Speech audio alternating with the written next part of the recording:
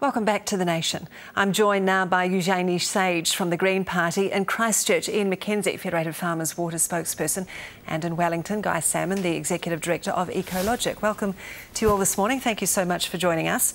If I can start with you, Ian Mackenzie, after what Gisborne and Hawke's Bay in particular have endured in this summer with the drought, should the Ruataniwha Dam be declared a project of national significance? Well, I think it is a project of national significance. Andrew Newman and the team in Hawke's Bay Regional Council have done a fantastic job in developing the case for the Ruataniwha Dam. And there are other precedents around the country, such as the Apua Dam down in South Canterbury, where if you use it as an example, it has revitalised the economy down there. It has revitalised at least one of the river systems that the Apua Dam feeds into, and it's provided a huge recreational opportunity for the people of South Canterbury in terms of the dam. So there's a lot of winners down in South Canterbury, and I don't think anybody down there would say, let's turn back the clock, and their advice to Hawke's Bay would be, go for it. Ms Sage, should they go for it? Do you agree with the principle, really, of storing water when it falls in its greatest volume and allowing farmers to use it in drought situations? Well, certainly in the Hawke's Bay small-scale storage, but the Ruataniwha Dam is a mega risky, think big style project. There hasn't been a good collaborative process to get it where it is now, and there are likely to be with the agricultural intensification that follows, because the water will be so expensive, as some of the commentators in the report said, that dairying will be the only option. That will lead to much more pollution. Irrigation doesn't mean intensification, though. Generally it does. Irrigation in Hawke's Bay doesn't necessarily mean dairying. I think one of the advantages Hawke's Bay has over, certainly in Canterbury and South Canterbury, is that because of its range of soils and a warmer climate and a history of horticultural production, the opportunity to get value out of water is far more likely to be a diversified agricultural base than it is in some other areas. Guy Salmon, can I bring you in here, because is this in essence where the problem lies? You're trying to balance the needs of an industry with protecting the environment as well. That's right. I think generally speaking, putting in some water storage for irrigation is a reasonably sensible idea. The problem is getting it right, and there's usually two problems. One is downstream water pollution. The Apua Dam, which Ian just mentioned, has had some quite serious problems with a very nasty algal growth called formidium. It's quite hard to get rid of, quite hard to control, quite hard to prevent it coming up, and it requires quite stringent environmental controls if you're going to avoid that kind of problem. And the second problem is the economics of it. A lot of these irrigation schemes don't really stack up on the economics, and what you tend to see is very often a proposal which involves quite a large wealth transfer from the rest of the economy across to the farmers who have bought some land in the catchment, but you're not really getting economic growth out of it, you're just getting a wealth transfer. Also, Ian Mackenzie, if you're going to have a situation like the Ruataniwha Dam, someone has to own those water permits, someone has to own those water contracts. Why do you oppose anyone who doesn't own land, or anyone who's not a farmer, having some involvement, some investment, if you like, in those water contracts, those water permits? I wasn't aware that I did. Well, the farmers, certainly Federated Farmers, have said they don't want outside investors coming in and owning those contracts. That's a bit of an issue in Hawke's Bay at the moment. Well, in Apua, it was funded by the late. It was funded by off-farm investors. Alan Hubbard, I think. Alan Hubbard and the local electricity supply authority, and they took dry shares, or in the case of the ESA, they took the right to generate electricity. Now, there is a conflict down the line between having outside investors and releasing water for irrigation. There are some conflicts which need to be resolved. So, long run, if you have an irrigation scheme, it should be owned by the people who are actually running the irrigation scheme. That's no reason why you can't have outside investors in the short run, but to help finance the operation. But then are they willing to put up the cash for it and stump up the money? Hubbard did very well out of it. So you can. No, the people who use the water, if only farmers can own it and they can only control that resource, then are they willing to put up the money to? No. There's an issue with funding a major project like this in relying on those people who will be getting the the water from it, funding it all up front, because you've got you've got the upfront investment to get the infrastructure, then they've got the upfront investment to get their farms up to scratch, and there's maybe a 10-year lag before they can get a commercial return, and that needs to be funded. And if you look anywhere around the world, that is usually funded by government. All right, Ms Sage, are there benefits to attaching a price to water? Well, I think there's a difference between the government's subsidies for irrigation, which is what we're seeing happening, with a big gap in terms of actually providing for clean rivers. All New Zealanders want clean rivers, yet half of our rivers are unsafe for swimming. The government's promoting agricultural intensification without thinking about the way in which that undermines our economy, because it's undermining and compromising water quality and our environment. We need a healthy environment. We need to make 100% pure real. More agricultural intensification leads to more water pollution. The government isn't putting the standards in place to deliver that. But then in this environment where we have a drought, who's protecting, you want to protect the waterways, who's protecting our most valuable industry? And that is dairy, that is agriculture. We should be putting a price on water. It's Green Party policy to put a price on the commercial use of water for irrigation, because irrigators are the major users of water in New Zealand. 46% of water that's allocated is used for irrigation. If you did that, you would generate around 300 to 500 million annually. You can reinvest some of that back in sustainable water management. If you use conservation land... Can I just jump in here, because I think there's a slight... this isn't an entirely honest conversation about farmers not paying for water. We in Canterbury, where we have capital valuation, irrigation is contributing an extra $25 million a year because of the increase in capital valuation of their land, those that have water. And this is money that farmers have spent in infrastructure on their farms, are now taxed an extra $25 million a year to district and regional council rates because of their increased capital valuation.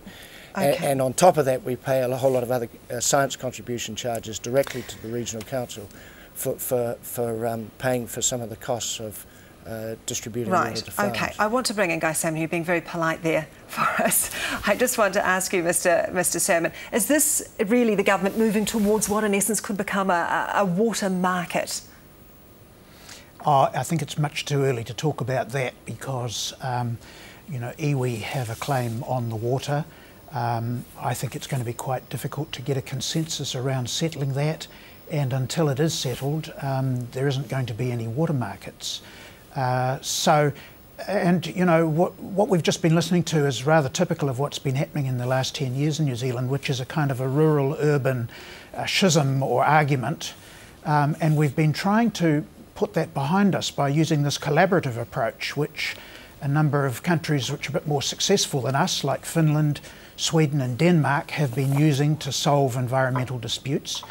Ian, Mackenzie and I are both members of the Land and Water Forum, which is working on trying to get a consensus on how to go forward in these issues. And the problem we've got at the moment is that the government's announced plans to change the Resource Management Act rather dramatically changes the whole statutory framework on which our consensus so far has been built. And I acknowledge that there's room for improving the efficiency of the Resource Management Act. We'd like to do that. But the government's gone much further than that by actually lowering the environmental standards which would apply under the Act, or which do apply at the moment. And this is going to make it very, very difficult for us to continue with the collaborative approach we've been trying to follow. Certainly, because what is happening is that the government's proposing to strip out some of the key environmental principles in the Act, so that rather than just enabling development, it will be much more in favour of development, like big schemes like Ruataniwha. Economic development, I would say. Yeah, at the moment the Act enables development while protecting the environment. But the changes, taking out things like safeguarding amenity values or maintaining and enhancing amenity values, safeguarding the quality of the environment, those are the aspects of the Act which submitters and the public use to make submissions on, bring information to bear on decisions that will no longer be there. The government, though, says that it is going to be, in these changes, placing a greater emphasis on these kind of issues. It's going to take a stronger line on pollution. There's 20 years of case law since the Act was passed, and there was a bipartisan agreement around it when it was passed by Simon Upton and Geoffrey Palmer in 1991. That is changing because of the major changes the government's making to Part 2 of the Act, taking out those environmental principles. So it will mean that any big infrastructure schemes are much more likely to go ahead.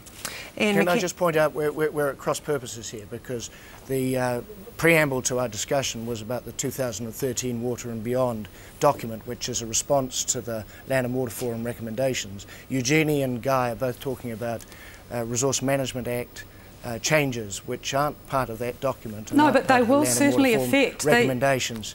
And so the issues around collaboration, national objective framework, which is bottom lines for water quality, and this discussion paper, though, if I can interrupt you, Mr. Mackenzie, does make a lot of reference to the RMA, yes. Though.